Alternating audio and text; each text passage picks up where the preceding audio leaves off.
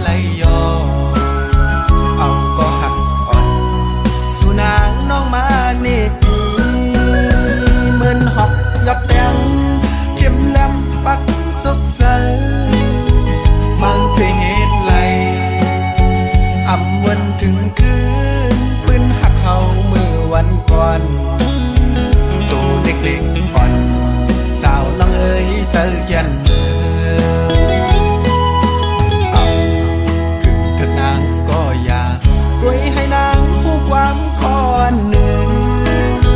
ว่าใจหักนางลองดังหักเมื่อก่อนอ่อนใจเอาไว้เป็นตอนซ้อนยอมสมหักปันยิ้มเมื่อลาสาวน้องเอ๋ย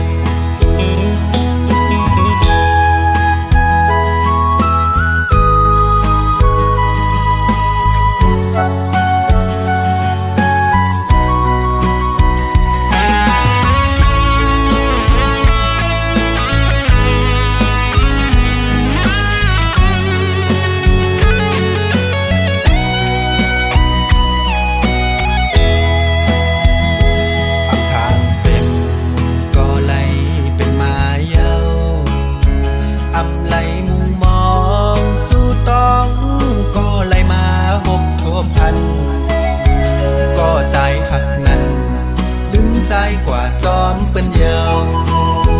อำทางสู่เตเฮ็ดไล่เนื้อใจจึงในอันก็นางหักอันเศร้าอยู่เลยอำใจเย้ายามเอวน้องจอมเปิ้นกว่าจอมเงินคำเมื่อเยาวเสียงโคเมื่อวันซื่นขึ้นเป็นเม็ดน้ำตายอดไหลมาย้อนใจหักล้นลือแลน้ำตาก็ใจไหลย้อเอาก็หักอ่อนสู่นางน้องมาเนปีเหมือนหอกยับแตงเข็มแหลมปักสกใสมันเป็นเหตุไหลอำวันถึงคืนปืนหักเขาเมื่อวันก่อนตัวเล็กๆอ่อน